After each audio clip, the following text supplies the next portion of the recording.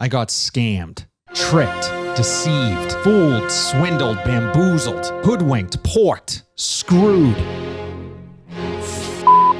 Hey everyone, welcome back to the channel. I appreciate you clicking on that video as always. I don't know how else to say it. Your boy got had. Here's the story. I'll tell you what happened. Let's start from the beginning. So on Father's Day, I figured I'd get out of the house for a couple hours early that morning. I've talked about it on the channel before. There is a pretty massive size flea market close by. I've picked up fragrance. Well, I picked up one fragrance there prior to this, and it was legit, 100% legit. I got my Hermes 0-Intense Vetiver. The way it's set up at this particular flea market is on the outside, you have your tables. So a lot of these guys, the turnover's high.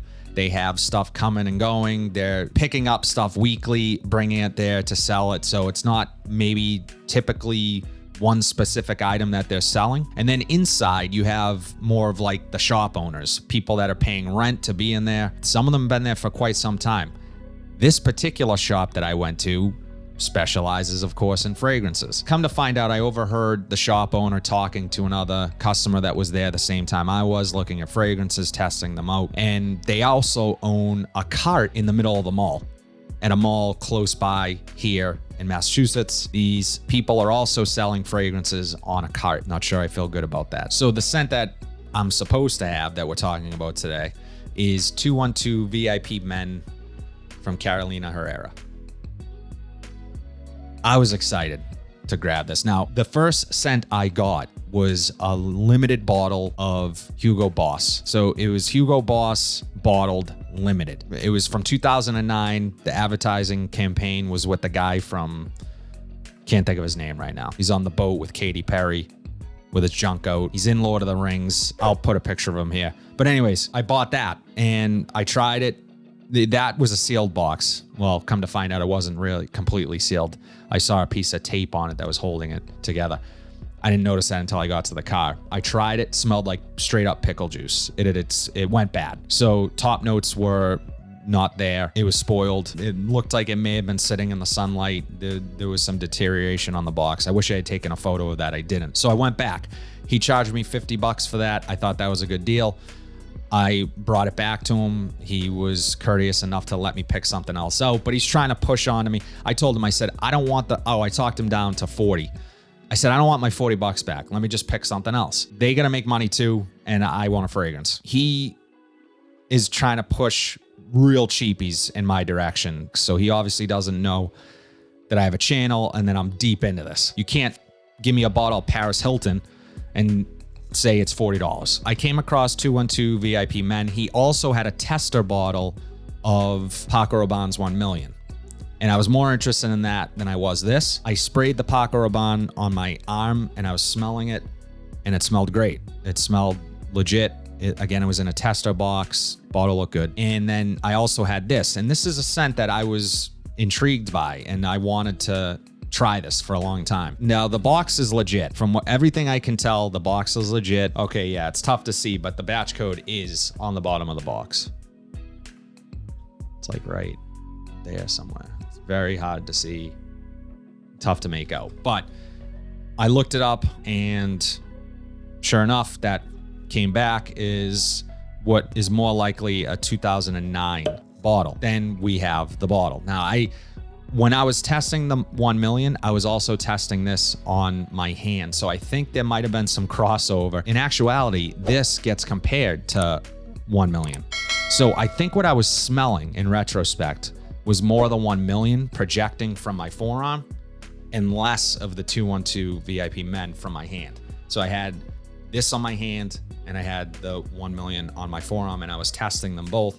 And I think I was getting more of the projection from the 1 million. I like the 1 million. I was going to purchase the 1 million until he told me, well, give me $30 more. And I said, no, will you do the Carolina Herrera for 40? He said, yes. I went on my merry way. Magnetic cap, okay? What I thought was odd later, as I sort of looked at this closer, was that it almost looks like someone had taken off the atomizer at one point. So you can kind of see where it's a bit scratched up there. And this bottle, I was lucky enough to have a friend who also has a channel Ryan over at Grown Man Style. Go check. I'll link his channel down below. He has the real bottle, the real authentic bottle of this, and he sent me photos, and they're not even close. Now, one of the things that I noticed also is that the atomizer not only is chipped on that paint, but it's crooked. So you can see that it's crooked there. So, you know, maybe a quality control issue, possibly, but at this point, I'm getting doubtful. So what does it smell like? Well, let's try it. First off, the atomizer, Ryan sprayed his atomizer. It's far better than this one. Also, this one has a rattle to it. Yeah. Not looking good for your man. It legitimately smells like a Dollar Tree fragrance. This is why, I mean, if you are a snob about cheapies, test any cheapie that I talked about on this channel next to this, and then tell me what a cheapie really is. This has no distinguishable notes, just smells like crap. So at this point, I'm like, well, it's an older bottle. Maybe it just spoiled, but no, it's just not the scent. It's not the fragrance. I have still yet to smell 212 VIP Men, but I know for certain that is a scent that people really love and talk about, and this smells terrible. The chances are that this is not the fragrance. Also, in addition to that, there should be, I believe, the same batch code that's at the bottom of the box should be printed somewhere on the glass here. And you can see the glass with the juice inside, but there's no batch code printed on the top. So, moral of the story, don't buy fragrance from a flea market. This is a dishonest way of earning money if he knows about it. My guess is that he knows what he's doing. If you own a cart in the mall, I would imagine you would hold yourself to some type of standard, although there are fake things being sold all the time. But yeah, for full price, essentially what I could get this for on an online discounter, it's not much less than what I paid. So moral of the story, I'm out $40, hopefully getting better at identifying fake fragrances. So let this be a cautionary tale. Your boy got screwed, and it's okay. We move on. I would love, however, to try the real thing. So what I'll do is maybe as another video, I'll pick this up and then compare the two.